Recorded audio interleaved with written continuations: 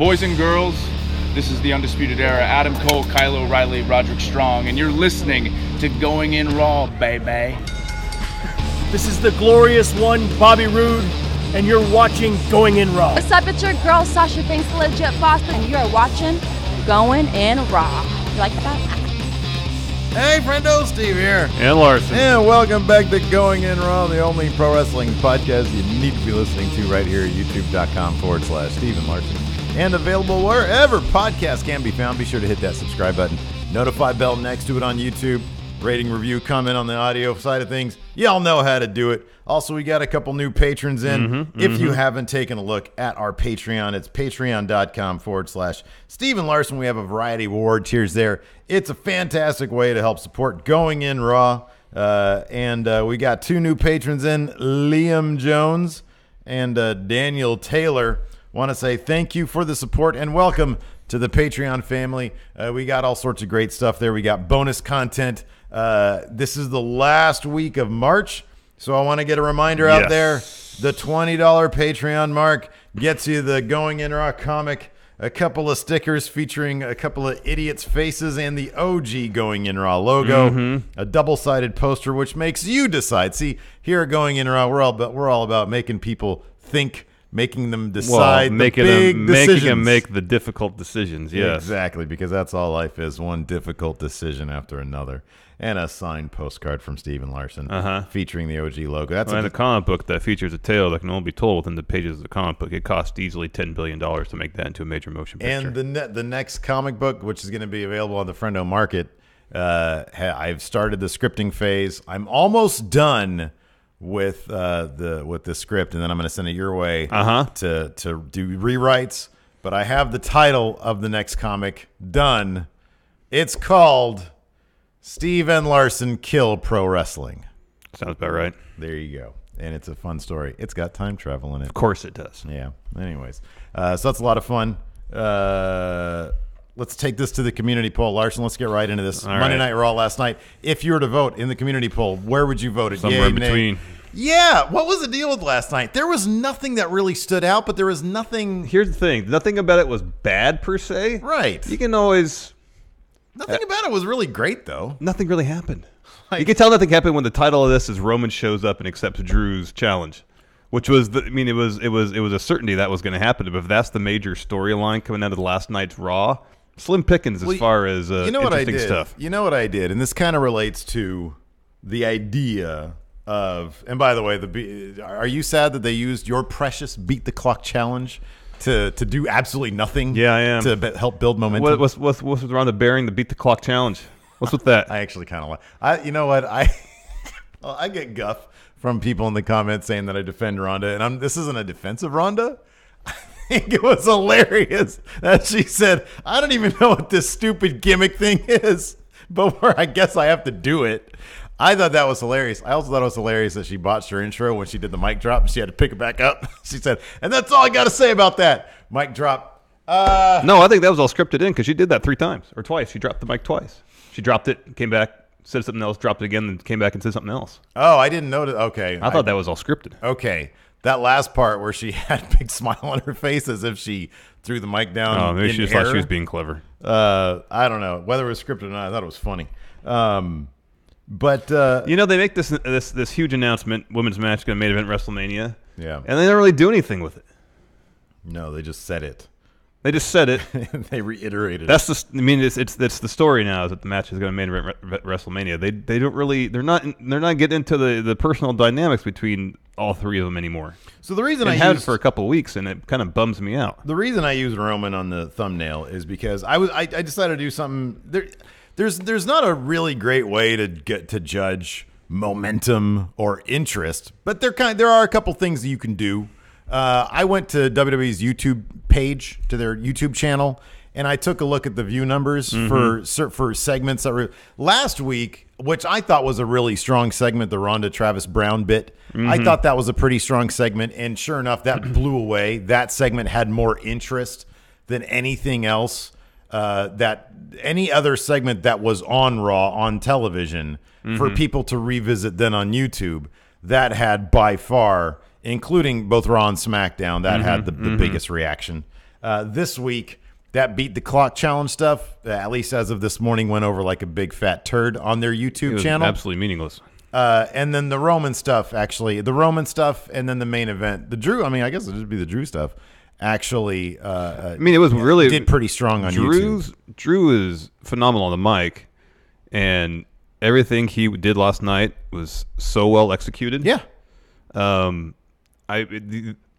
can't help but think that, not every beat, but a lot of the stuff is probably what they would have done if this was Dean and Roman, as was rumored to be the main event of Mania, or one of the main events at Mania, for the Universal title match.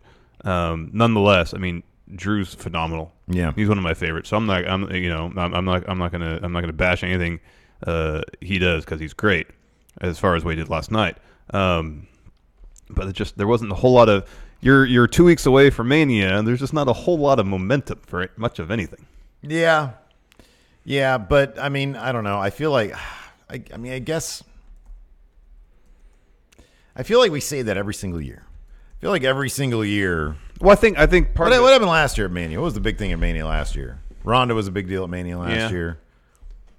And then what was the Roman versus who? Roman versus Brock. Yeah. So it was probably crap. That was probably garbage. What went on? That went on last.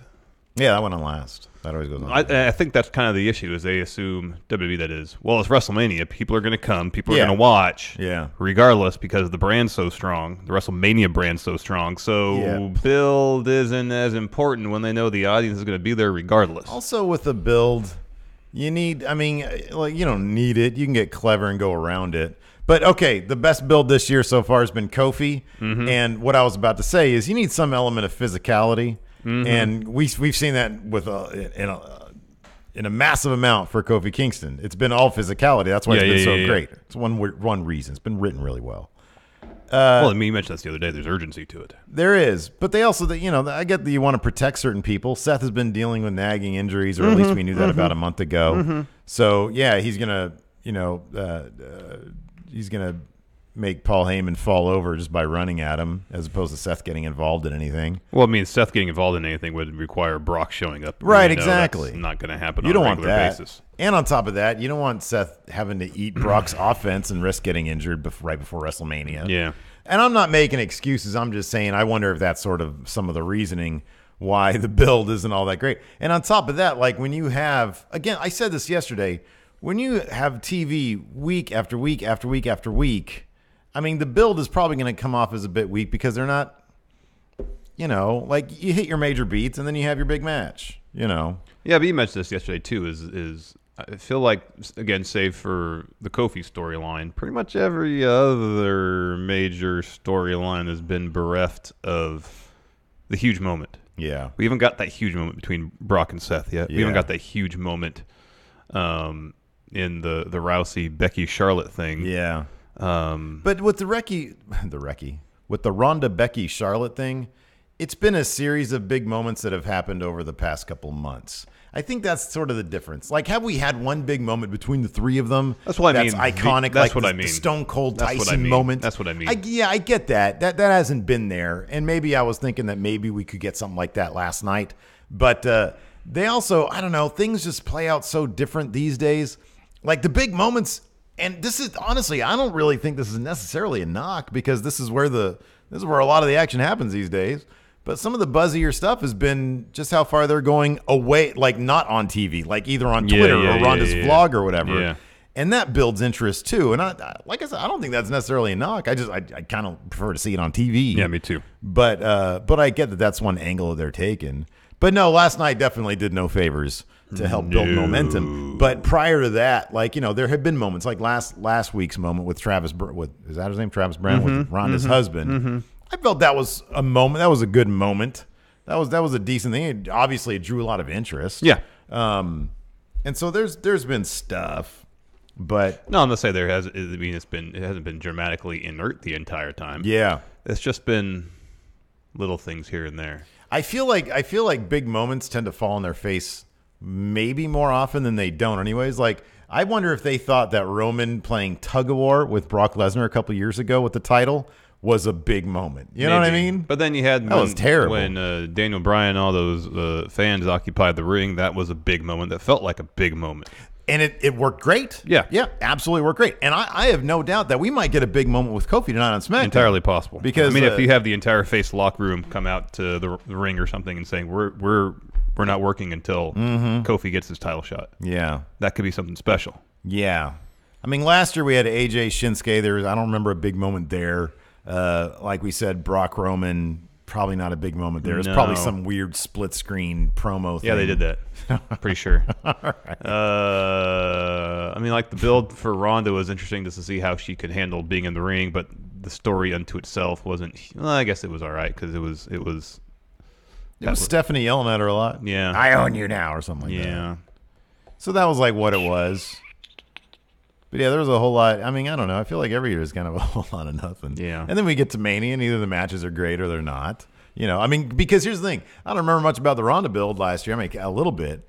But then when we got to the match, that match was fun as hell. Yeah, the match was fun. You know. So yeah, there was all that community poll on our YouTubes. In between landed at 41%. Yay and nay were exactly even at 15%. Don't plan to watch at 17%. Shout out to the 17% who are listening to the recap for their recap. Their recap. And plan to watch later, 13%. So maybe they'll still do that. I'll be honest, man. The segment that got the biggest reaction out of this guy and actually got the smallest reaction on the YouTube, on WWE's YouTube page. The SNL bit. It's the SNL bit. Colin Jost made me laugh. He's a heck of a heel, man. I like those guys anyways. Yeah, I do because too. I'm a big mark for Saturday Night Live, and I think they're funny. And it's always great to see, like, you know, because they've been at it for like probably over 5 years now doing update. Has it been that long? Yeah, because Colin Jost, when he started, he was terrible. And then a couple years later, they brought in Michael Che, which was a couple years ago. Yeah. And they have really developed a chemistry. It is one bit every those once guys in a are while. really good. Where they'll write jokes for each other, and they won't unveil them until they have to read them. Oh, that's pretty good. And they're always like super offensive. Oh wow! So, yeah, it's good stuff. No, those guys are pretty good. Yeah, they're funny, and I thought Colin Jost was really funny last night. And yeah, sure enough, they're both going to be in the Andre the Giant Battle Royal, which was totally appropriate for that match because it's a big old who cares. Yep. Are we going to get a women's Battle Royal? Yeah. I think that has it been announced? No. Okay. Hold on. I mean, they have to do that, right? Yeah. Okay. You would think so. You would think so. You know. And then also, before we get into the actual recap, I do want to do this really quick. Shout out to, on the Twitter, PUBG Serbia for bringing and displaying and landing on TV. Yeah, that was something else. A Baron Corbin sign. Let's see here. I think it's this one here. If you're watching on YouTube, you can check that. Hey, man. You're not. One of these days, you know, man, this is going to happen. One day I'm going to have to explain this to Baron to his face. Yeah, no. Or either you or both of us. Because he also said, PUBG Serbia said that apparently this happened, and he got this other picture. Yeah. Baron looking directly at the sign with some sort of, as he said, side eye. That's not side eye, that's eye. Yeah, that's both eyes on you. Yeah, it looks like he's almost gesturing towards it. It kind of feels that way. So I think this sort of the hey, you're not me thing is sort of creeping into Baron's life. There was that up, down, down stream. Yeah, where people were saying that to him. He was clueless as to what it meant. He was confused. He's seen the shirt, and now the sign is following him. I don't know, man. I'm gonna have to explain it to him, and I'm gonna have to ask him first. Hey, do you have a sense of humor? Well, if you have to ask that, you probably know the answer already. We really like you. Yeah, we really like you. Larson really wanted that match with you and Kurt Angle. I still do. Yeah. Well, I know. I'm talking in the past tense because it's going to be in the future. Oh, yeah. He didn't boo you. I was one of the few people that was defending that match. I was trying to think in my head this morning when I saw this stuff. How would I explain it to him? I'd say, you kind of remind me. You're Biff Tannen, but you talk like George McFly. No, you say your character. Yeah, your character. The Baron Corbin character is is the Biff Tannen of WWE, but you kind of have a George McFly way of talking. Yeah. And on top of that, sometimes your trash talk, in the past anyways, has been very confusing. Yeah. It's been kind of confusing. Yeah. And we just ran with that. Baron Corbin's trash talk. You got to make a delineation between Baron Corbin character. What's his shoot name? What's his real name? Penstock or something like that? Yeah, something like that. Tom. This is you. This is Baron. Yes. Separate. I'm sure Tom is a swell guy. Who talks with a manly voice. Yeah. But Biff Tannen drives a Ferrari. Yeah, right. Yeah. Sails around on Twitter. Apparently makes a fortune on his Twitter opinions. Baron, on the other hand, likes to row a boat. Yeah. Oh, man. All right, so let's just dive into this. I don't have my show notes up, so I'm going to... I mean, there's not a whole lot to really get through here. Oh, Big Money in Discord he says, I am PUBG Serbia. Oh. So nice. Big Money. Thank you. That was great. That was awesome. That was a huge surprise. He said, looking on Twitter, I'm seeing that. I'm PUBG. Apparently, he's a big fan of PUBG in Serbia and Baron Corbin and Baron Corbin. All right, so show kicked off with Ronda Rousey coming down the ring. She said, women are main eventing WrestleMania. You're welcome. That's when she dropped the mic the first time. Well, yeah, man. And she picked it back up, did some more trash talk, dropped it again, picked it back up, and said, I got this match and this beat the clock challenge. I don't even know what this BS gimmick is. So let's just get it over with. That was awesome. Out comes Riot Squad. Sarah Logan is Ronda's opponent.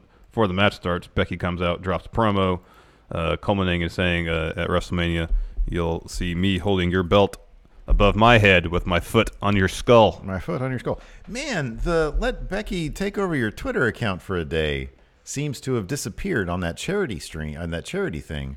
Charity buzz. That's weird. Yeah. I honestly, I woke up, I was like, did I imagine that? I didn't imagine that. I mean, right? you mentioned it a couple times yesterday, so I don't know. Man. And then Charlotte comes out. She drops a promo, too. They both hang out ringside for Ronda's match. Match starts. Bell rings. Sarah Logan, sound strategist, gets out of the ring and starts running around. Good job. Trying to evade Ronda. Well done. Eventually, Ronda gets back in the ring. Sarah gets the upper hand. What's up?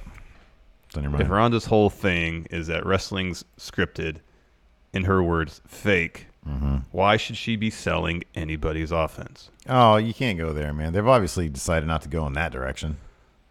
Then you're only going halfway, man. Well, yeah, Brock's been doing that for years. We know that. It's frustrating. If her whole thing is, I'm going to expose the business, then expose the business. Yeah, it's kind of like half her thing, though.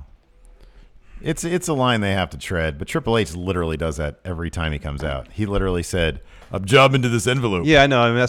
But you're going to find that charming? Because it's like wink, wink here. That is he's saying the job. I know. I'm doing the job. I understand. That's him trying to be funny. This is a menacing version of that. No, it's not. Yeah, it is. No, it's not. Triple H making jokes using wrestling terms is she's not Dan Severn. She's not going to shoot on people, man. This part of the storyline. I'm not saying she has to. I'm saying her character shouldn't be selling, like getting tossed on like face first in the ropes, because that probably doesn't hurt at all.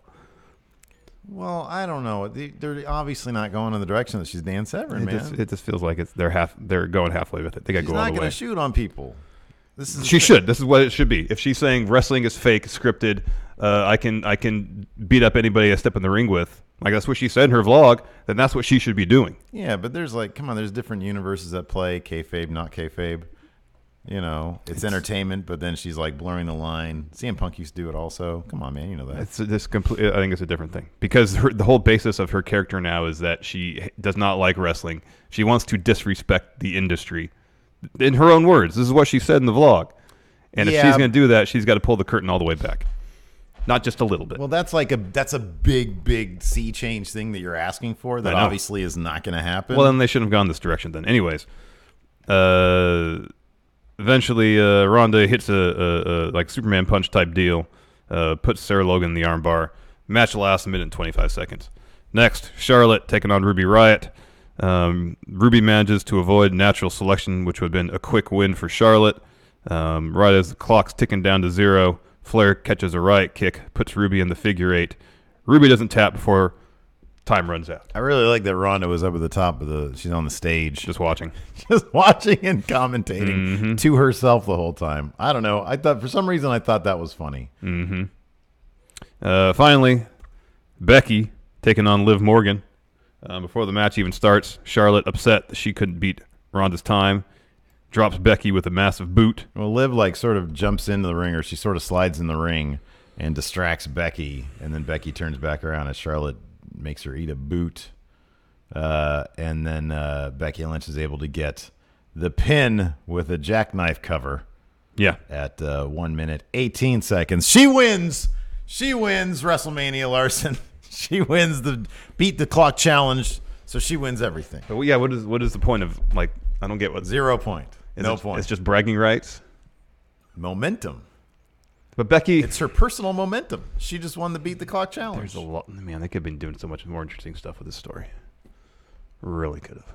I don't disagree. I'm just trying to. I'm dealing with what we got. She won the beat the clock challenge. I'm dealing with what we got, and what we got is subpar. Yeah, well, it is what it is. Ronda should be in there shooting on her opponents, no selling their offense. It gave that Boston crowd something to cheer for. Becky Lynch, they love her. She pointed at the sign. Oh, Becky's phenomenal. You got to see that. Yeah. They booed Charlotte. Nobody wants her in that match. Are they going to start booking Charlotte as the underdog going into this thing? Yeah, no, I thought that too. She has been dismissed and booed and pushed down so much. She's going to win this thing. I think Charlotte might win this damn thing.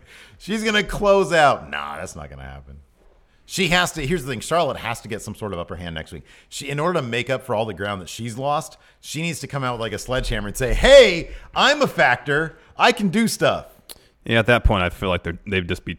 She's in such a hole in terms of the story. Otherwise, she's going to win because that math is totally in her favor right now. Yeah, she has been on the downside of this. She's kind of like the Baron Corbin of this feud. She's just there to be humiliated. She couldn't win the beat the clock challenge. I mean, she did draw the toughest opponent. She did, yeah. But she missed her natural selection. Come on. It was kind of early in the match to go for that. Well, she only had a minute and a half to work with. Oh, I know. Yeah, man. I don't know, man. Becky won the beat the clock challenge. I know, but she won it. I mean, like, Ronda won with her finish. Yeah. With an armbar. Becky had to overcome a boot from Charlotte and then won with a roll-up, essentially. Yeah. Which isn't the strongest win. And then Charlotte was on the precipice of maybe winning, but the clock ran out. Talk about weak wins. Let's talk about Jinder Mahal's shoulders like way up off the freaking... That happened in another match, too. The Kurt Angle one. Yeah. The Samoa Joe one. Yeah, his one shoulder was completely off the mat. Yeah, same with Jinder. Way off the mat. What happened to fundamentals? They're out the window, man. There's like 40, 50 years of wrestling experience between Kurt Angle and Samoa Joe. They don't know how to get his freaking shoulder down on the mat. I'm going to tell you, man. I'm going to tell you. Anyways, handicap match. Supposed to be Finn Balor versus Bob Lashley and Lio Rush. Lio Rush comes out to the stage and says, your road to WrestleMania goes through Bob Lashley. I don't know why you want to be on this road.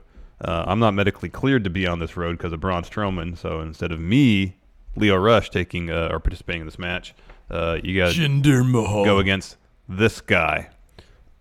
Enter Jinder and Singh brothers. I was happy because I'm happy anytime I get to hear Jinder Mahal's theme music. It's great.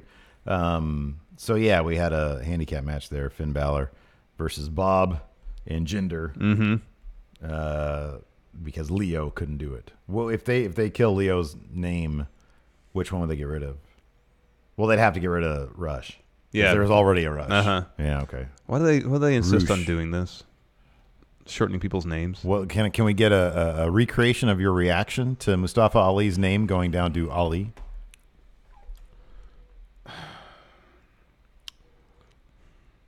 And scene. There we go. Wow, that was mine too. It was the same exact thing. Oh, it's so arbitrary. Like who gets to keep both names versus who has to shorten theirs. Mustafa Ali has such a great. I know. It flows up. I the know. tongue. Mustafa Ali, because of the A, it leads into another A. I know. Mustafa Ali. It's perfect. No, it's just Ali. Like why does Bobby Lashley get to keep his first name? Why is he not just Lashley? Give it time. Give it time. Or when does Finn Balor become just Finn? Finn. Yeah. But Apollo Crews, he lost his last name for a little bit, and for a second, and then he got it back. They gave it back to him. Yeah, so maybe Mustafa will get his first name back. Yeah, but in Apollo's case, it was a very no, I know it's a very. But it's funny situation. because Apollo's actually a really cool, just single name. I know. You know. I know. I don't know. No, I'll still refer to him as Mustafa Ali, same as I refer to Andrade Almas as Andrade Almas. Cianonymous. So yeah, Finn Balor won this, similar to the way he won. I guess it was like another handicap match. Here's the thing about this match that I totally get a lot of complaints on Twitter about this. No, actually, no, it's this and the next match. How many times do Aleister Black and Ricochet have to beat the Revival before they're actually competing for these titles? I know. Because haven't they done this like 3 times already? This is the second time they beat him. Yeah, right. Yeah. They already beat them clean once. So why wasn't this one for the titles? I don't know. But yeah, Finn Balor got the pin. He did the thing where he launched himself out of the ring on top the of tope. the tope onto a bunch of people and took them out of the equation. Bob Lashley was already out of the equation because something happened to him. And then Finn Balor comes running back in, drops a coup de grace on what's-his-face? Jinder Mahal. And then gets the pin, even though one shoulder clearly was up. And now he's the number 1 contender for Intercontinental Championship at Mania. There was a very well-done skit that was on Leo's Twitter account, I think, afterwards. Where it's just him and Bob Lashley in the back arguing over it. So some more stuff. I always love that, man. Leo Rush is really good. He is really good at utilizing social media to push his own story, to complement what you get on TV. He's very good at that, and I think that you're only going to see more of that. Yep. The younger superstars really savvy with that stuff. Yep. Next, we had Elias in Times Square. I felt nothing for any of this stuff. There was one when the dude put a quarter in his tea cup. Yeah, when he's in front of MSG, which was kind of funny. But man, I didn't laugh at well, this one he was all. like, stating his bona fides, and there's I would assume a street musician, that maybe regularly plays in Times Square, pulls up next to him with his guitar and is rocking some pretty serious riffage, and then Elias is like, farts all over it. Yeah, craps on him. This I wasn't really into. And the next match was good. Aleister Black and Ricochet versus the Revival. I don't think I've ever seen Black Mass hit 2 guys at the same time. Yeah, that was an interesting feat. That was pretty cool. Awesome. It was pretty cool. That was great. I'm not going to dismiss that. That was pretty cool. And that led to the win for Aleister Black and Ricochet. Double Black Mass followed by 630 from Ricochet. He got the pin on Dash Wilder. Like, I got the feeling that Aleister Black literally could have won that by himself. That's how poorly they're booking the Revival these days. Yeah. Aleister Black and Ricochet formed a pretty good tag team, though. Yes, they're amazing. They're really good. They're really good. Are they going to get some sort of kickoff show match at Mania? I would hope for the titles. That's what I'm thinking. It has to be for the nice. When did that Snickers commercial play for? Oh, the Bob Roode one? Yeah. It was after the SNL thing. Okay. Somebody had come out. Okay, when was the SNL thing? Because I was. Oh yeah. It was.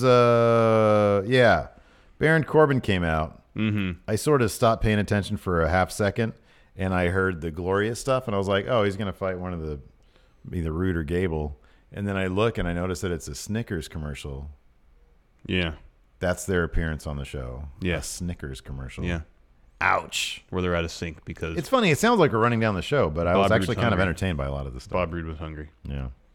Aleister Black, Ricochet pick up a win. You think they got a tag title shot. After that, we had a really good Drew McIntyre promo. Recap what happened in the past between he and Roman. Did you have a good workout day yesterday? Yeah. You can tell I'm picking the calluses off my hands. Nasty, dude. It's really thick, man. I can tell, bro. Anyways, my bit of business. Drew, yeah, it's his a promo. Can you, like, play with a pen or something? Because I don't know. That's like freaking me out. It's just right dead now. skin. It's all Cronenberg. I'm not gonna have another Larson crawl out of this callus on my hand. You sure about that? You think these are little Larsons growing underneath my skin? Stomp it. Don't stomp little Larson. What's he ever done to you? He's freaking me out right now, man. Here. Oh, God. What is your problem? I don't know if you're in a good mood today or a bad mood today. I can't tell. I don't know either. I didn't get as much sleep as I would like. I can kind of tell. So Drew McIntyre came down. Yeah, and he said something like, Roman, I hope you... You know what you're getting into. Your family's going to be upset because I'm going to murder you. And he says, but I want to say to Joe... Oh, yeah. He splits up Roman and the guy like we're doing Baron and Tom. He says, don't do this for your family, for your wife, your daughter. You may have... you already had like one... Like, gosh, how'd he put it? After what you've been through. He said you've already... Essentially... You put them through enough. You've put them through enough. You put them through enough because you already had like one near-death experience. Yeah. Don't make him go through another, essentially, is what he said. Yeah. He equated himself with leukemia, essentially. Yes. Yeah. Which You know, take a look at that Claymore. I know. Ooh, he's a scary dude. He is a scary dude. You know. And so Roman comes out and says, Roman accepts your challenge. And he says, but not Roman, says, keep my wife and kids' names out of your mouth. And then he sucker punched him. Yeah, cold cocks him. Yeah, that was good stuff. They brawl. Roman has the upper hand for a while. And then Drew hits a low blow. Bam. And then lays him out with a Claymore. Yeah, that was good stuff. After commercial break, we're backstage. Drew's walking around. He runs with Dean Ambrose. Hey, Drew. So much for him not being on TV anymore, huh? Hey, Drew. Yeah, I know. That was kind of apparently not true. Yeah. But is it possible this is... No. I was going This to say, it's last man standing. This wasn't a 10-minute last man standing match. The God, beatdown. you're being so generous. It was like 7 at most. Well, then there's like a 3-minute commercial break in the middle. Yeah, too. Exactly. Was this meant to write Dean out of the equation? No, that match wasn't brutal enough to write Dean out. No, I feel like spot and a couple of claymores. I'm surprised he didn't get up after that claymore. That's what I thought in the beginning. I was like, oh, okay, so they're going to write Dean off here with a last man standing match. But unless he gets out like a sledgehammer, like busts him open or something really vicious. Mm-hmm. But I could totally see maybe next week them saying, oh, he's going to be out indefinitely because of this spot here. And then they like slow-mo some innocuous, fairly innocent. It's just another claymore. Yeah. Yeah. I feel like it's kind of weird. They should have swapped the two matches. Like their no holds barred match. The last one was much more brutal. Yeah. Yeah, I agree. That could have been used to written him off. Yeah, exactly. Anyways, he runs the Dean. Dean says, essentially, yeah, I wanted to shout at you. Let's do the last man standing tonight. And Drew says, all right, you're on. You're not going to be standing. That means Vince liked that last match they did. So let's give the fans a pale imitation of it. Right. A less inspired version of it. Give them 7 whole minutes. After that, we had Sasha Banks, of course, joined by Bayley, and Natalya joined by Beth Phoenix. This was a pretty decent match, especially towards the end, where Natalya was in the bank statement and reversed it like almost immediately into a sharpshooter. That was cool. That was neat. And then Sasha gets close to the ropes and kind of uses her legs to knock Natalya into the turnbuckle. And then out of nowhere, Nia and Tamina show up. They lay out Bayley, then Sasha, then Natalya, I guess, and then Beth Phoenix fends them off all by herself. Yes, and drops Tamina with a glam slam. Is that what it's called? Yeah, she looked great. Man, she looked fantastic. Yeah, she was really throwing those punches, and she looked really crisp. She had no issue dropping Tamina either with her finish. No, she is a strong woman. Mm-hmm. Yeah. Mm-hmm. After that, we had a Hart Foundation package. They are going to the Hall of Fame. We mentioned that yesterday, so that's cool. Bret Hart, two-time. Hall of Famer. Yes. A Kurt Angle interview followed that up, interrupted by, hey, you think you're great because you're doing this now? Well, I'm going to embarrass you, WrestleMania. Yeah. This is what I'm going to do to you. Those people don't care. They're not cheering you. They're not saying boo, Earns. They're saying boo because they feel sorry for you. Kurt just says screw you. Yeah. Which is really the only response you could give to just a rambling bunch of nonsense. Yeah, I know. Like Baron just doled out. There's a guy out there, pub guy, Serbia, who has a sign, says, hey. You're not me. You're not me. And I'm like, hey, you're not me. And there's a wolf on there. I have wolf on my merch, too. I have wolf on my merch, too. I wonder if he means me. After that Sasha Bayley interview, Charlie was kind of running down everybody who wants a piece of those tag titles. Yeah. Sasha gets frustrated and says, we'll take them all on at WrestleMania. Yeah. So that's what it is going to be now. It's going to be Iconics, Nia and Tamina, Beth and Natalya, all challenging for the women's tag titles. How many matches are going to be in the kickoff show? 3. Is the Andre, is that usually in the kickoff or no? It has been of late. I think it was last year. It was last year. It was the year we went. Was it? Mm-hmm. Was it last year? One of those years, I thought it was like, wasn't it the one Baron won at 32? That was like towards the end of the show. Okay, that one happened just the year Cesaro one was on the main card, but both cards were. Let's see what was on the because I want to figure out what's going to be in the kickoff show. Asuka's match will probably be in the kickoff show, sadly. Andre Battle last year, I think the Andre Battle Royal, the Women's Battle Royal, and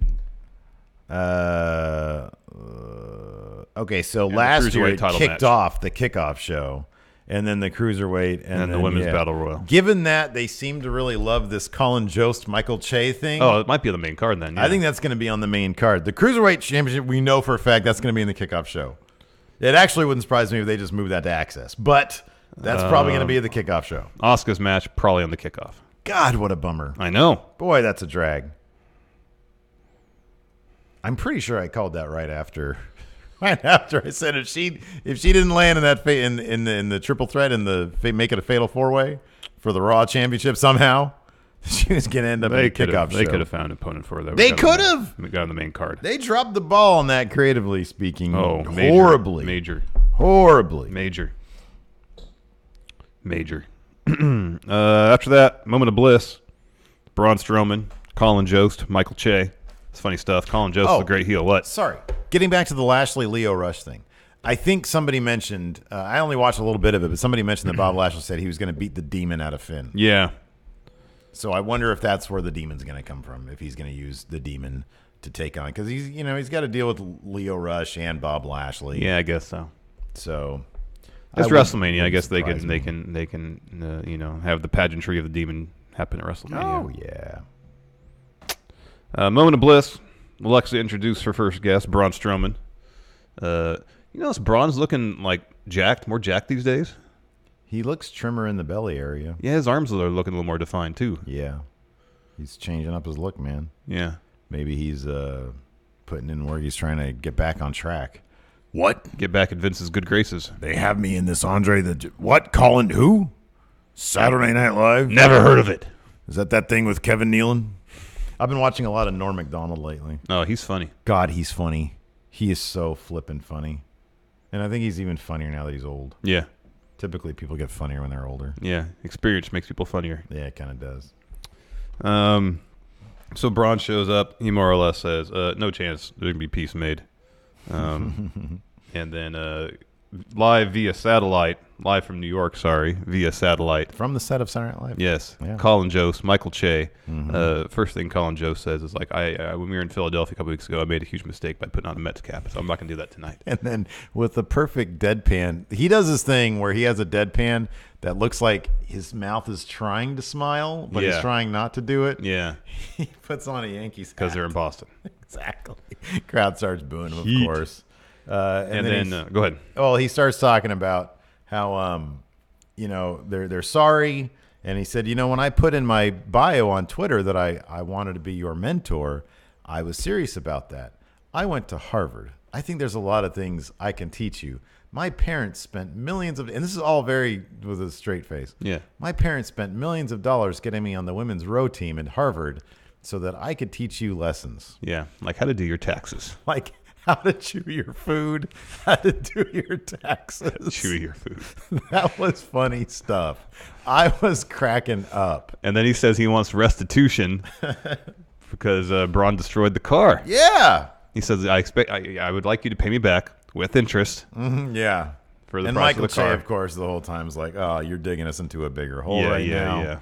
And then, in fact, Michael Che says, here's a solution. Let's how about Colin Jost?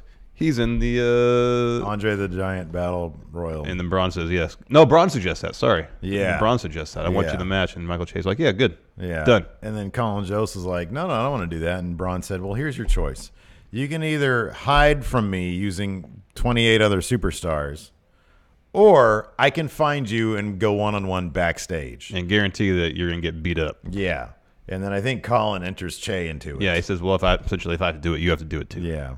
You're the real wrestling fan between the two of us. Michael Che, you have to be a match too. Yeah. I thought it was hilarious. It's pretty funny. Laughing the whole time. Let's see here. Then we had another Elias bit in front of Madison Square Garden. I think this is one where somebody put a coin into his thing. His tee, yeah. Yeah. After that, we had Baron Corbin versus Apollo Crews. I love that Apollo, as soon as the bell ring, what does he do? Try to get the quick roll-up win. It's like 3 or 4 roll-up attempts right in a row. Smart. It's good strategy. Yep. He should try another roll-up later on because Baron eventually got the win with End of Days, and after he won, he hits another one on Apollo Crews. Yeah. I would love to see that whatever they were teasing between Apollo and Bob Lashley. I know. Give me that with him and Baron Corbin after Mania. Mm-hmm. I'd be totally into that. Mm-hmm. I want to see that Apollo Crews personality again. Yeah, me too. I do. Me too. If not, I'd love to see him in All Elite Wrestling. Yes. Anyways. Yes. After that, we had a Seth Rollins promo where he comes out and he says, I want to be your champion. I want to be the champion who shows up, who does stuff, who's good. And with an army behind me, well, he said, like he thought he just needed this match for himself. Mm-hmm. And then he said he was doing an autograph signing the day before in Boston, and everybody kept on coming up to him and saying, you need to beat Brock. Yeah. And so I guess he realized he not only has to do it for himself, he has to do it for the WWE Universe. Yes. He says, with an army behind me, I'm unstoppable. And he says, well, we're going to get to Mania. We're going to burn it, interrupted by Paul Heyman, down. Mm-hmm. And Paul Heyman goes on about essentially thoughts and prayers are going to be needed for Seth based on what Brock's going to do to him. Yeah, he starts mocking the concept of thoughts and prayers, which is a thoroughly mockable concept. Mm-hmm. Then Seth gets out of the ring and he starts running at Paul, and Paul, like right before Seth gets to him, Paul turns around and very cartoonishly, like a giant egg person, falls over. Says, I didn't mean it. It was like I didn't mean it. He told me to say it. I'm just an advocate. Yeah, I want you to win. Yeah. And then Seth says, I'm not going to need thoughts and prayers. I'm going to answer prayers. Mm-hmm. Yeah. Which is a good line. Yeah, it was a good line. And then he finally gets to say his catchphrase, uninterrupted. Burn it down. Next, Kurt Angle versus Samoa Joe. Another great promo from Joe to kick off the match. This was surprising. I don't know how I feel about this, man. So I really liked that they're doing AJ Styles tonight on SmackDown. And then he gets Ray next week on Raw. That's awesome. That's all awesome stuff. And I can assume, and I know Shelton was on Raw for a second. I'm really hoping Shelton's on the go-home SmackDown. Yeah. Apparently, it was what Meltzer said on Wrestling Observer Radio, that Kurt's getting to pick all his opponents on his farewell tour. Oh, man. Just can pick his opponent for Mania, apparently. Well, I still think it's probably going to be Cena. They're going to do. There's a chance that's going to happen. It's got to be the thing. It makes all the sense in the world. So I would love to see Shelton on that last. That'd be cool. That'd be cool. Because is there anybody else you can think of that it could be? Because when they announced Ray, I was like, oh, that's so great. Unless there's just like a dream opponent that he... Like a Randy Orton, maybe. Yeah. Maybe it's like a Randy Orton or... I don't know. Shinsuke. Daniel Bryan. Daniel Bryan, that's a really good one. Yeah. But the problem is Kurt's winning all these. And he's going to win all of them. Yeah. He's not going to lose any of these. Yeah, probably not. So before the match starts, the Joe promo. Great, as usual. He gets to the ring. And then he headbutts Kurt, which I guess is a throwback to some TNA showdown they had where Kurt got in the ring and headbutted Samoa Joe. So Impact put this on their Twitter or something last night, the first interaction between Kurt Angle and Samoa Joe. I would assume, I'm pretty sure Samoa Joe had already made a big name of himself in the X division because that's where he started, I think. And so this might have been... He was champion then. He was carrying a belt, Samoa Joe. I watched that segment. He was carrying a belt to the ring. Oh, was he? Yeah. Was he X Division champion? No, I think he was... He was champion? Yeah, I think so. Oh, okay. Was he champion before Kurt Angle showed up to TNA? Oh, that I don't know. Okay. I don't know the timeline. In any event, that crowd was hot. Yeah. Because I just watched the second... Because it was when Joe was in his dress attire, right? Okay. Oh, there was a title there. I just thought it was... Okay. I mean, it was Kurt. I thought that's how Joe carried it into the ring. Okay, maybe he did. I didn't see the part where he carried into the ring. I just saw them standing face to face, and there was a title on the ground. Okay. I don't know my TNA history, people. I'm sorry. But that crowd was hot. Raymond Bostaff says Kurt's debut in Impact. Oh, okay. Okay, that makes sense then. That makes sense. So, yeah, and then I saw it, and then there was a headbutt, and it looked awesome. So that's great. I love that stuff. I guess my main problem with this, and I get that it was a roll-up win, but... Kurt he really does look slower these days. Oh yeah, and that suplex, that snap suplex early on, he didn't jump in time, and so it looked a little sloppy. Yeah, it's just that's how he is these days, and it kind of sucks. But Green Sea says Joe was holding Jeff Jarrett's title in the story at the time. Oh, that's why Jeff Jarrett ran in at the end and took it back. Gotcha. Okay. Okay. All right. And then Raymond Bostaff said no, he was X Division. All right, fair enough. Okay. I don't know anything about TNA. All right. I just figured. I know that Joe cut his teeth in the X Division first. Yeah. Made a big name for himself and stepped up to the heavyweight division. It's crazy how you can build people like that. Oh, I know. When executed properly. Why did TNA drop the ball so much then? Why did they turn into a laughingstock? Because that The crowd was so hot. They were doing so many good things. Hogan. Probably just Hogan, isn't it? Hogan and Vince Russo. Oh, boy. Apparently John Cena put something funny on. That's pretty funny. That's good. Pretty funny. Good job, John Cena. John Cena trolling Baron Corbin. Trolling. Again. Humiliating Baron Corbin. Yes. That's his MO. Yes. Anyways. So, yeah. But, yeah, I mean, having Kurt... Look, it's one thing to have Kurt Angle beat young guys like Gable, Apollo Crews, with like an ankle lock or whatever. Mm-hmm. But, like, Samoa Joe's a powerhouse. He's a champion. And he's a champion. And granted, I know, didn't he just get like a roll-up loss a week ago on SmackDown? Yeah, I think Ray pinned him. Ray pinned him? Yeah. And he's all surprised and stuff. So this isn't like a dominant victory. This isn't the first time someone's rolled up a coquina clutch to get a win on. AJ Styles has done it. Yeah. But Joe's shoulders are like this. I know. For that roll-up. I know. For that reversal. But yeah, Samoa Joe ate the roll-up loss. Kurt Angle barely ekes out that win with his old man experience. Yes. Next, Triple H comes out, dropped promo, and it was weird. He was like vacillating between jokey DX Triple H, save for the sophomore humor, and then he tried to go back to being serious, intense Triple H, but it wasn't 100% there ever. He was still sort of chuckling his way through this. Yeah. There's a weird universes colliding thing here with Triple H that's happening. There are like 4 or 5 distinct Triple H's. And he's like Rawgate Mutant Triple H. He is, man. I'm telling you. Because he comes out before a commercial break. They come back, and the first thing he says, completely off script, is, "Hey, you guys were giving me a standing ovation the entire time. Thanks for that." There's the one version of Triple H that I think is not going anywhere. It's going to be in everything he does, and that's NXT Triple H. I think he firmly loves that, and I think he understands that the crowd's not going to let him not be that. Yeah. Because they love him so much for NXT, and he just can't get away from that. So there's that. He's got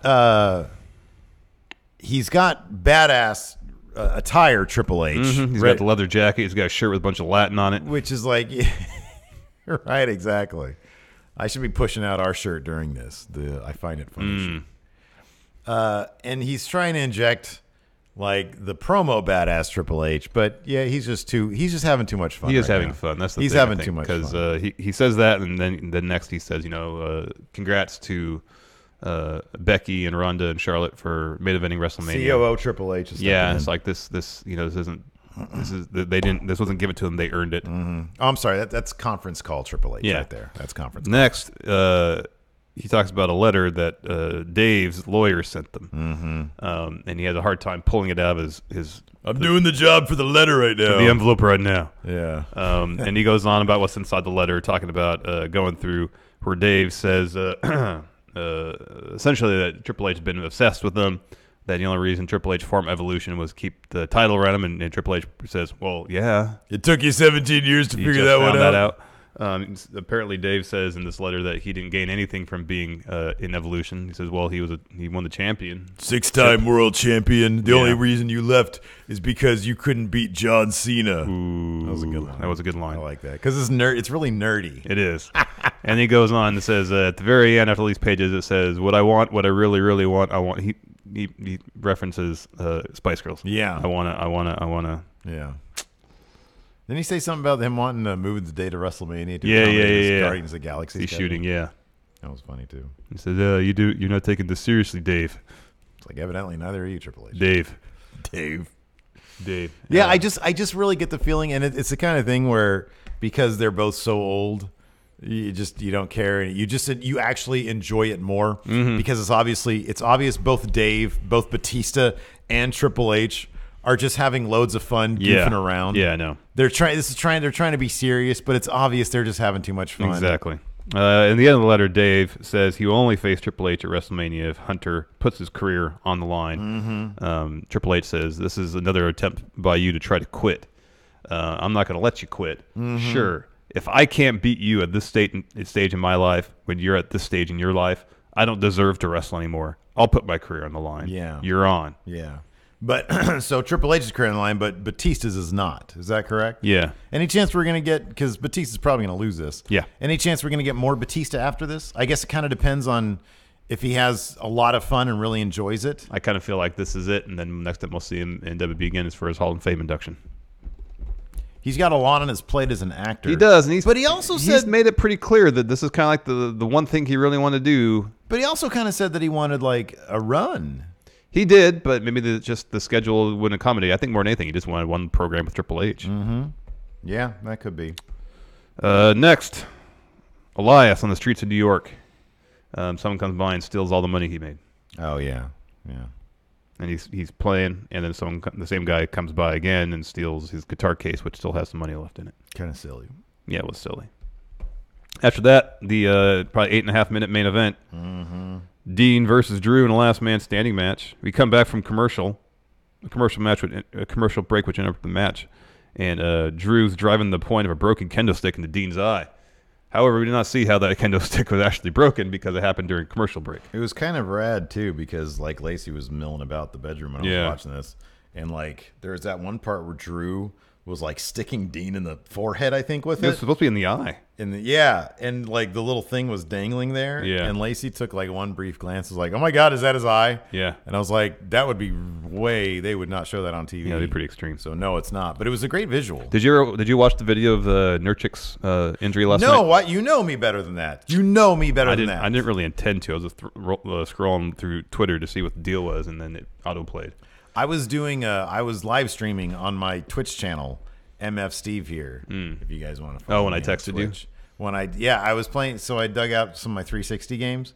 I had never played the Road to WrestleMania in WWE 12, so I was doing that. Mm-hmm. You get to play as Sheamus. Interesting. You get to play as Sheamus for like a bunch of it, and then Triple H for a bunch of it, and then somebody named Jacob Cass, which is a fake character. Mm-hmm. And so I was in the middle of playing that, and then one of the friendos there that was watching along mentioned, "Man, that dude snapped his leg in half." So it was dangling. He put it up. And so he jumps up for like a putback, lands. He must have landed on somebody's foot or something. And so he's on the ground.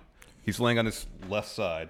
He rolls over on his back, and in the process, his leg lifts up, and you see his foot kind of flop around a little bit. And at that point, when he rolls on his back, all the players who are in the area see how bad it is, and they're gone. They just run. They get out of there. They flee. Oh my gosh! And so the camera cuts to a long shot because they don't want to be. Yeah. And here's a really crappy part: is there's a ref right there, and he's trying to get out of the way, and he has to step over the guy's foot. Oh god! He's make it all the way. Oh, lightly kicks the end of the dude's foot. Oh, that sucks. But the camera goes to a long shot, realizing this guy's ankle is all jacked up. That's so. And he's just laying on that end of the floor more or less by himself while the training staff goes out to attend to him. And eventually, like his teammates come down. I wonder if that's protocol. Like if something like that bad happens, everybody's told to get out of the way so the training staff can get there immediately. I don't know, man. Because it happens so rare, I'm not sure. It seems to happen a heck of a lot more often these days in the NBA than it ever has before. Yeah, but I'm not. I imagine they're still not expecting it, and in that case, I'm not sure protocol like kicks in. Oh, it could be instinct where you see somebody's leg all flopping around, and you're like, all right, I'm out of here. It's just like a horror film. You get out of there. It's like that's not supposed to happen. Yeah, it was pretty big. It was not like friggin' Sid broke it, and then Animal comes over and starts acting like he's still kicking him. Mm-hmm. That sucks. Mm-hmm. Oh man. Yeah, it's been on par with that. Because I think if Sid hadn't had that boot, it would have been moving around a little bit. I don't know much about the player. Oh, he's supposed to be pretty good. Yeah? Yeah, I think he's one of the more important players on the Blazers team I think they were like pretty high up there in terms of playoff seeding. Really? The Blazers? Yeah. Oh, wow. They got Dame Lillard and they got CJ McCollum in the backcourt, and I think this guy was he's like their top front court player. CJ McCollum. Yeah. Didn't he used to play for us? I don't think Who so. am I thinking of? Thinking of somebody else. Yeah. Anyways. Pretty nasty injury. That sucks, man. It does terrible. suck. Anyways, Drew sets up a chair. Well, there's some more kendo stick stuff. Ring steps get involved a little bit. Drew sets up a chair in the corner, props it up between two turnbuckles. He's going to throw Dean into it. Dean slides. Instead, he tosses Drew into it, hits the Dirty Deeds. Drew gets up at 7. Then Dean produces a table, sets up in the corner. Drew just picks Dean up and more or less spine busters him through it. Follows it up with the Claymore. Dean can't answer the 10 count. Drew wins. Mm-hmm. And that ends Raw. it was. I mean, it was. Yeah, like you said, it was a short match. I like that right before Dean got put through the table. Renee Young was. Oh, M Squared said they did that with Gordon Hayward, where they cleared the area. So maybe it is protocol. Yeah, it could be. Maybe they're like, if something really messed up happens, just know it to run. Follow your instinct and just run because we need to get that area cleared out. Yeah, that was bad. That sucks, man. But yeah, you're right. It does seem to happen more often. Because it was Gordon Hayward early last year, and then of course Paul George. Yeah, happened to him. These guys just go so. I mean, they're faster, they're stronger, and more athletic than they've ever been. And so they're more into, like, the gameplay is got to be much more intense. Mm-hmm. It's not like it was in the 90s when it was a bunch of old dudes like milling about, just sort of jogging up and down the court, and then they're like, they'll clock each other and get like barely a flagrant one. Oof. Rich Hardesty says, in Portland, watching it live, whole bar just gasped. He's one of their best players. Found out tibia and fibula were sticking out, but under sock.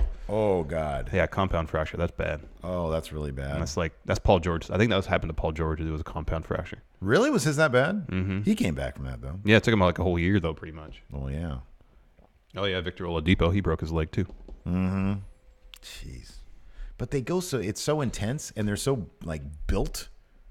I have no science to back this up. I'm just wondering. Like, because usually if you land on someone's foot, you're going to sprain your ankle. These guys are all taped up. Mm-hmm. Like, everybody tapes their ankles up, I would think suspect. that's stabilized, but something else has to give. Higher up, yeah. Maybe. I wonder if that has anything to do with it. I don't know, man. I'm not a scientist. I'm not an orthopedist by a stretch of imagination, but it's like... Oof.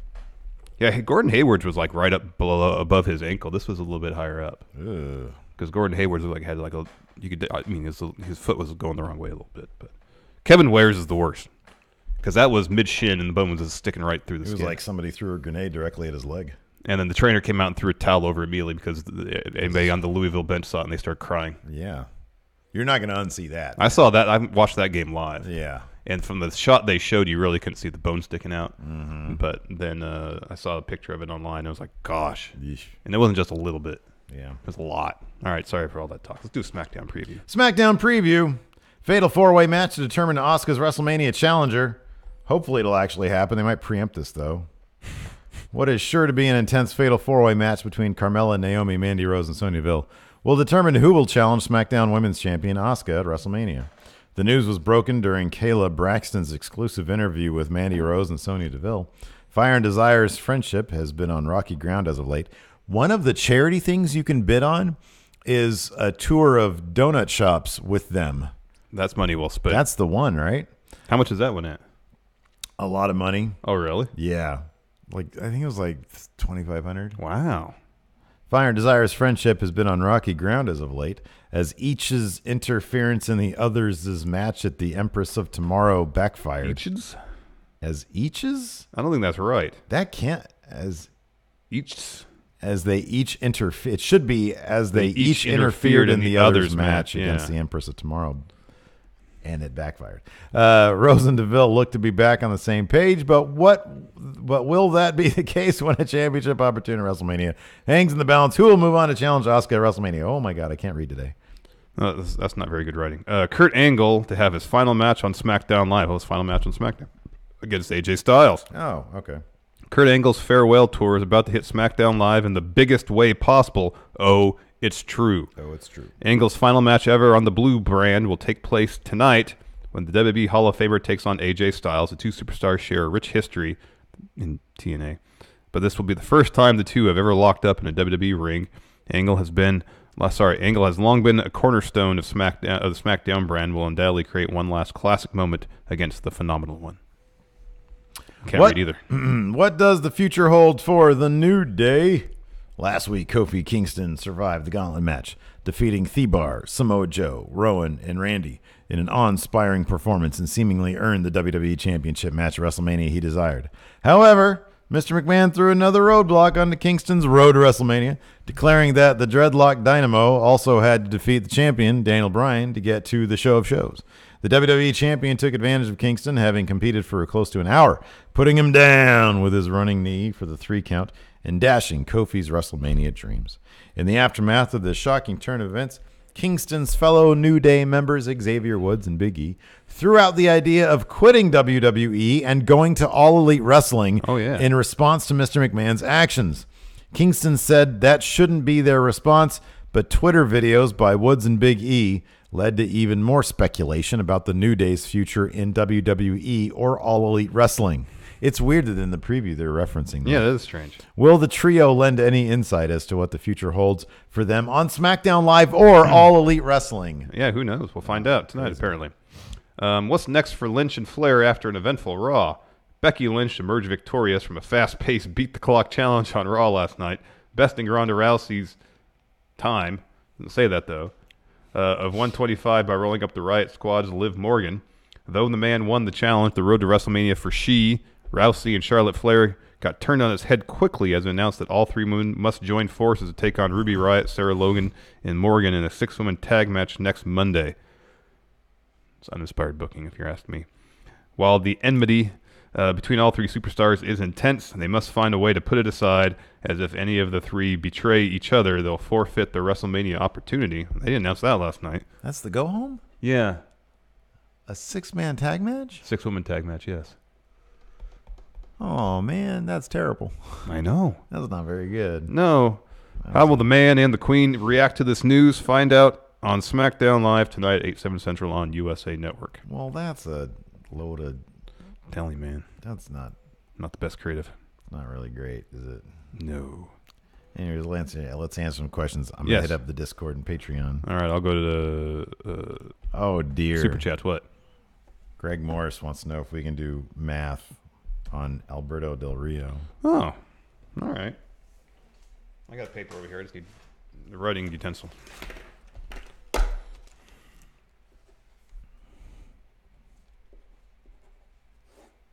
All right, in ring. He's all right.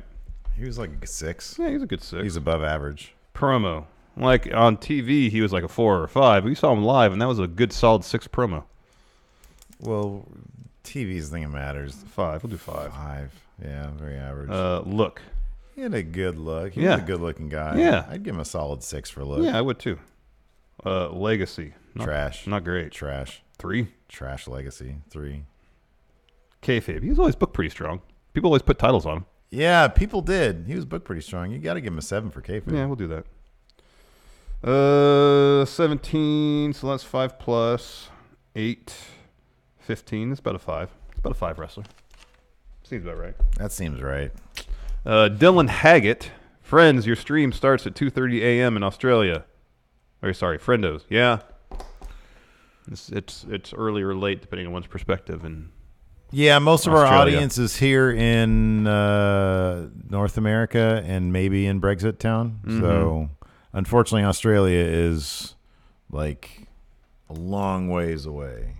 Matt Hurlbert. Many time zones over. Matt Hurlbert. Happy 42nd to me. This is not a wee joke. Happy birthday, Matt. Happy birthday, Matt. Old man Matt, as they call him. Because he's old like us. DG Photo Video and Jay Sean Lawrence just both gave 99 cents. No comments, no questions. No retracted message? See, it doesn't work unless it's retracted. Jimmy Thomas, who from the recently, did you hear this? The Lucha Underground lawsuit has been settled. Mm-hmm. The talent has been released. Well, the talent, that was the part of the lawsuit, not all the talent. Oh my God, really? They're still they're keeping the people who didn't take him to court? Yeah. That sucks. So Eva Lise is a free agent. El Hijo del Fantasma. Tejano Jr. Mm-hmm. Joey Ryan. There's at least one more I want to say. I forgot the name. Who was still under contract that they didn't release? I don't know. Killer Cross, was he still there? I don't know. Well, he can't. He's on Impact. I don't know, man. Dylan has another question. Hey, friendos, did you end up seeing Bob Holly's WrestleMania 2000 interview with Michael Cole? If you did, can you talk about it? It was not on... Yeah, it wasn't on the broadcast, but it's where he called Michael Cole a little shithead. Oh. That's why it wasn't on the broadcast. Oh, but everybody was... People were asking us in chat. It was like, oh, have you guys talked about that? Have you talked about that? And so the other day, I was like, wait a second, what are people talking about? So I looked it up, and yeah, he was like really upset, and then he said something along the lines of, I'm going to do something to you, you little shithead. And Michael Cole looked legitimately scared. Wow. And then JR said, that was a classless remark. I apologize. Wow. Vinny Elliott, am I the only one that thinks Brock is retaining? It's looking more and more likely. Yeah, I'll make that decision next week, depending on how that math works out. Mm-hmm. But yeah, it wouldn't surprise me if they kicked it to Saudi Arabia. Dragon Reborn says Charlotte hasn't won this year yet. Apparently, she hasn't won a match this year. Is that true? I don't know. Wait, we're in March. She hasn't won a match? Guess not. I don't think she's been in many matches either. That's true. Let's see here. Jimmy Thomas. They dropped the ball so hard that the main SmackDown women's story is over the Raw women's title. They're not SmackDown. They're not SmackDown women anymore. Well, Becky and Charlotte still had SmackDown lower thirds last night. Universal Jones, 2 $1 super chats, no comment. Then a $5 one with comment. Had some free super chats from Premium to give. Cast a Toy Story remake with WWE voice actors. Oh, man. Woody's got to be John Cena. No, Woody's Buzz Lightyear. Yes. No, I'm sorry. Cena's Buzz Lightyear. Cena is Buzz Lightyear. Yes. If it was early, if it was like 15 years ago, Kurt Angle could have been a great Woody. Yeah. But right now, I'm not Stone sure. Cold is Woody. Or is Stone Cold Buzz? No, Cena's Buzz. That's perfect. Cena's Buzz is perfect. Yeah, but Woody's not like a badass. No, I know. Just, he's a cowboy. Okay, yeah. All right. Baron is the kid who splices together all the toys that are all messed up in the first one. All right. Who's Mr. Potato Head? Who's Don Rickles?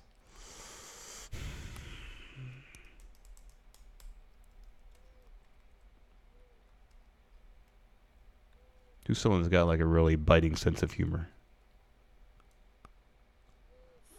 Yeah, I don't know. Adam Cole. That's good. Let's see here. Kelly88, you guys see Finn and Elias sing Shallow. It was great. Apparently a house show they did that Lady Gaga, Bradley Cooper song. Oh, that's what that was. Okay. That's funny. I just seen like a little video snippets of it. Oh, a DJ Photo Video says, I found out my mother has ALS. Oh, no. Just wanted to know, listening to you chat about Steve's kilt and bits gave me my first real laugh in weeks. Thank you. Well, I'm glad to have helped you. Mm-hmm. Let's see here. Oh, yeah, here it is. Joey Ryan. I am now a free agent, free from any contracts, free from any bosses, free from any restrictions. The last few years of my career haven't been without highlights, being featured in many major media outlets, becoming a top seller on Pro Wrestling Tees, shocked the world at All In, main eventing the Cow Palace, a roll on Glow, the growth of bar wrestling. But now it honestly feels like I have a new lease on my direction and where I'm going. For a guy who wasn't a free agent, who seemingly had restrictions, he has been a masterclass of wrestling independent career. Yep. That is insane that he did all that under some, wow. Yep. Let's see here. So good for him. That's awesome, Joey Ryan. It is. It's great. Oh, wow. Bray Wyatt got a new haircut. Oh, wow. You got Braun Strowman's haircut. Yeah, but with dreadlocks. Austin Luff, you guys here with the Lucha Underground news? Yep. I don't know if you brought that up after seeing this question or not. Cool tactic. Haven't watched WWE in a few months. It was getting boring and the booking was horrible. Should I come back to the fold? Just watch SmackDown. Watch NXT. You really need to watch Raw.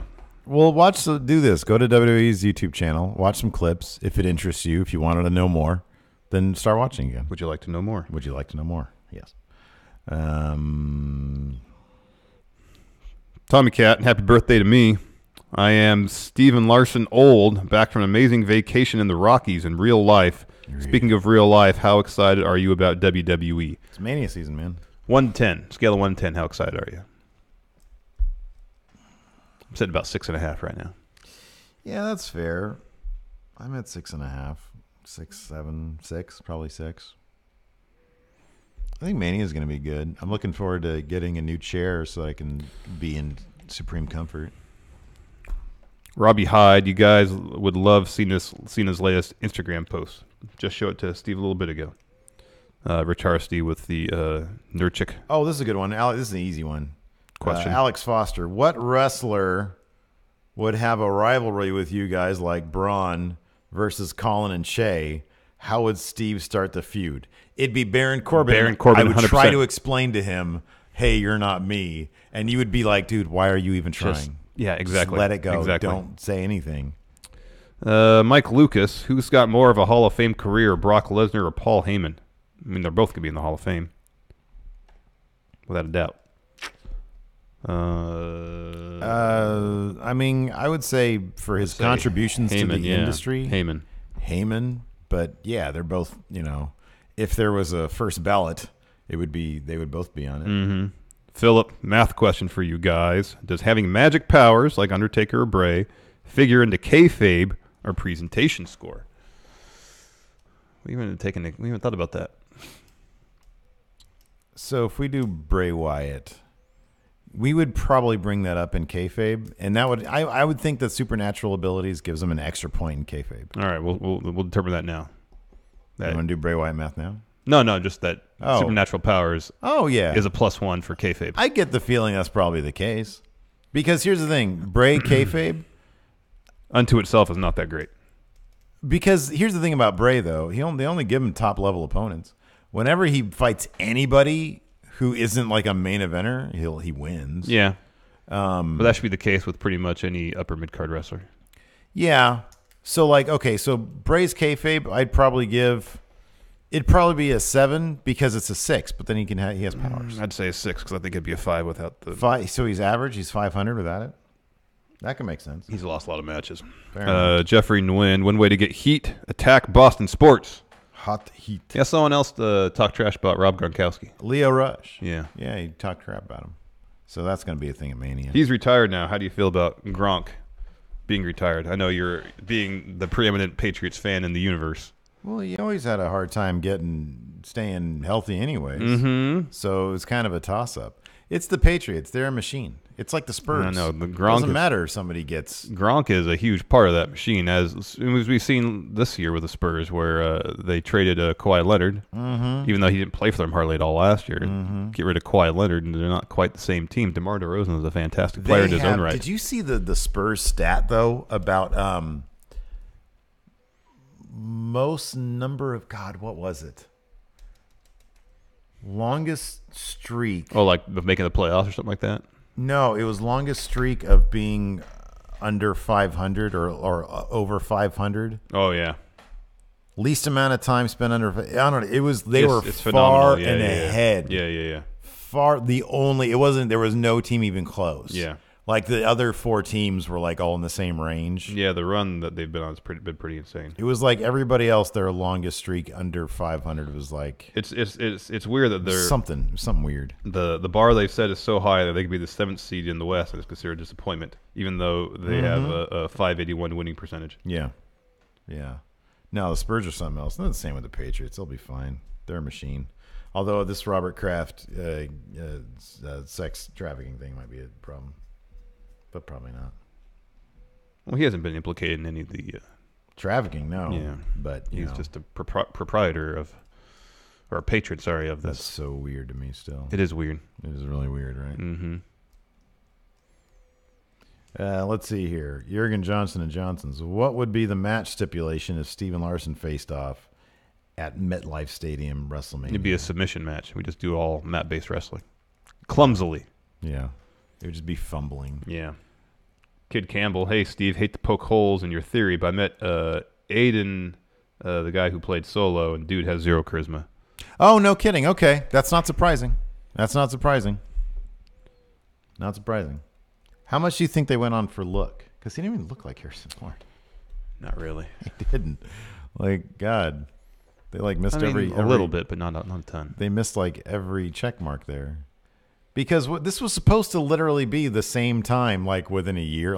Solo ends within a year or so of Star Wars, the first one. Really? Because they reference hey, yeah, we're going to be heading over to Tatooine soon. Oh, I was assuming that meant that he's starting his relationship with Jabba in earnest. Man, that was supposed to be No, I don't think so. I guarantee you it was, man. How old do you think that Aiden kid is? Because he's probably in his late 20s. Maybe early 30s, but he looks younger.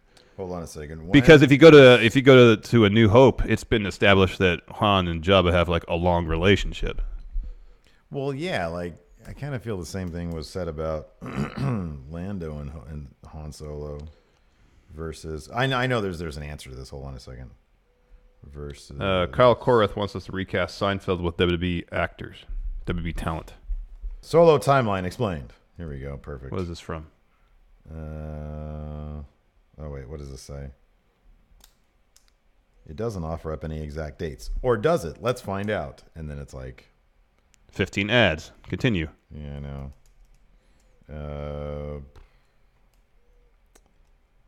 Okay, come on. This sounds like all speculation anyways. Okay, so according to this, Solo happened around the same time as Rogue One, which was, 3 years before Star Wars? Is that what I'm getting here? No, Rogue One was like right before A New Hope. According to this, it says it's the same thing. That's ludicrous. So are you telling me within the span of like 6 months, dude left his homeworld, became like a smuggler? That's ridiculous. How much time was between like the intro of Solo and then when he was out there on like the battlefield? Well, I guess not. I guess in my mind, how much time was between when he was on the battlefield and the end of the movie? Okay, here we go. That's the real question. Let's see if chat has any answers. I don't know if there is enough.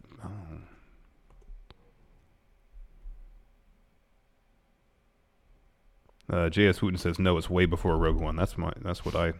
Yeah, because Rogue One leads directly into A New Hope. There's that scene at the end with. Oh, it literally does. Yeah. Yeah. All right, hold on. Oh, J.S. Wooten says Solo is set before the rebellion even begins. Really?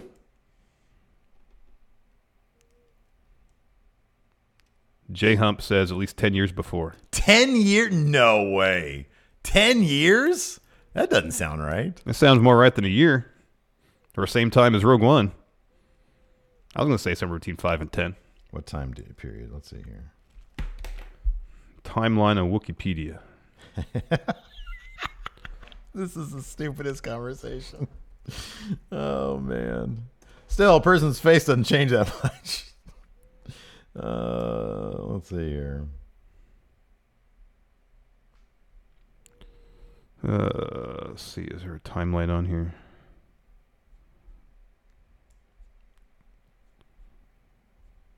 When does Solo fit? Let's see here if anybody else has it. This is really bugging the crap out of me now. Yeah.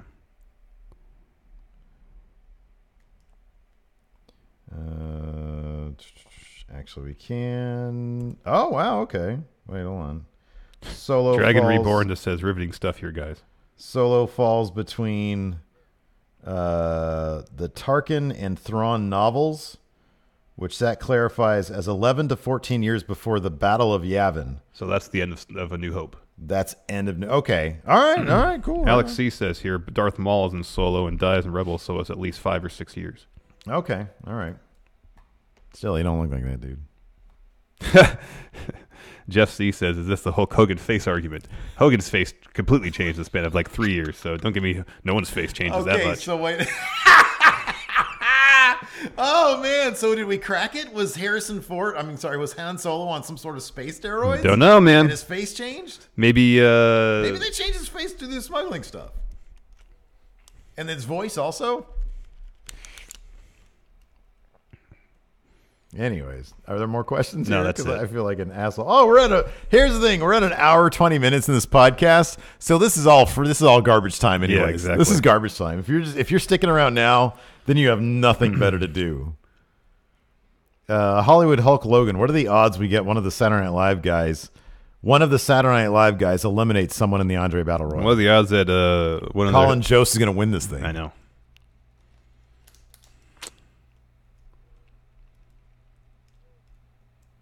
Yeah, I don't know. Julian Morris says this is better than going in raw math. It's hard to argue that point. So I was wrong. I was wrong. I was apparently so not enthralled with that movie that I was giving you more reasons to hate it. Oh, we didn't answer Kyle Korath. I asked the question, didn't answer it. Recast Seinfeld with WWE talent. Who is George Costanza? That's really a real question.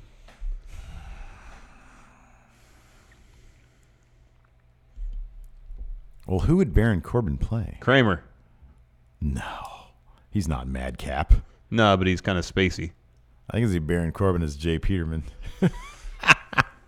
Let me tell you something. Yeah, that's not bad. Yeah. Or maybe he's Bob Sacamana. We never see Bob Sacamano, though. I know. Well, I guess that'd be John Cena. Yes. Who's George Costanza? Zack Ryder.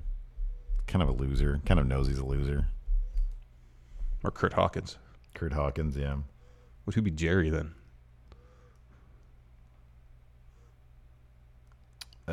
Cage Bryant says, what is your opinion on WWE dropping Mustafa from Mustafa Ali's name? We sort of covered that, but this was his first question here. As far as I'm concerned, his name is still Mustafa Ali. Yeah, I'm with you on that one. Imposter Katie Vick. Which match is realistically going to kick off WrestleMania 35? And which match do you think should kick off the show? I think what should kick off the main card should be the Cruiserweight match because it's going to be great, but I know there's no way that's going to happen. It's not going to be great. It's not going to be as good as anything we see on 205 Live. It's not. They're going to give it 12 minutes at the most. What could kick off? I wouldn't be surprised if the Andre Battle Royal kicks off the show. I would love that. But something tells me that's going to be... So last year... A lot of people are saying Kevin Owens is Costanza. That's good. That's a good one. That's good. And Sami Zayn Seinfeld. Or Kramer. Last year... Some people are saying Seth is Jerry. Last year... That's good. Dean can be Kramer. Yeah. Last year, Braun's stupid tag team match with Nicholas was the filler match right before the main event. Given that Braun is doing this SNL thing, the Andre the Giant Battle Royal could be prior to the women's triple threat I just match. feel like the top of the card is going to be so stacked. I don't think they're going to have room for a breather match in there. Okay, could be. Anyways, I think that's good for a show. Yeah, we've got to an hour 20 we now. basically just gave you guys an overrun, but Yeah. that solo stuff. But we'll try to pinpoint this an overrun. And today's Truth Exposed Tuesday. Truth Exposed when is solo set. I think we did. I think it's a solid 10 years. Between 10 and 12 years, it seems. All right, fair enough. Or 11 and 13. And then he had a Hogan-esque face transformation. I think he just got older, man. Different actors. Dragon Reborn says Owens as George, Sammy as Jerry, and Adam Cole as Kramer. No, Dean Ambrose. Adam Cole is Kramer. Dean Ambrose is a good Kramer. Bobby Fish would easily fit into the Seinfeld universe. Yes. Sort of an old-timey character. Kyle O'Reilly would dating Elaine. Kyle O'Reilly would be a better Kramer than oh yeah, Kyle O'Reilly's a good Kramer. than Adam Cole. That's a good one. Anyways, listen, if you're listening to this in the audio realm right now, if you've actually stuck around with us, leave us a rating, a review, or a comment. It really helps the show. Also, be sure to hit that subscribe button and the notify bell. Smash that like button an odd number of times. An odd number of times. Make sure that it actually affects the show. Yes. Till next time, we'll talk to you later. Bye. Be a part of Going In Raw today at patreon.com/Steve and Larson. Starting at $1 a month, you can enjoy Going In Raw ad-free, gain access to the daily 30-minute Going In Raw post-show, exclusive merchandise, and so much more. Support Going In Raw today. Click the link in the description.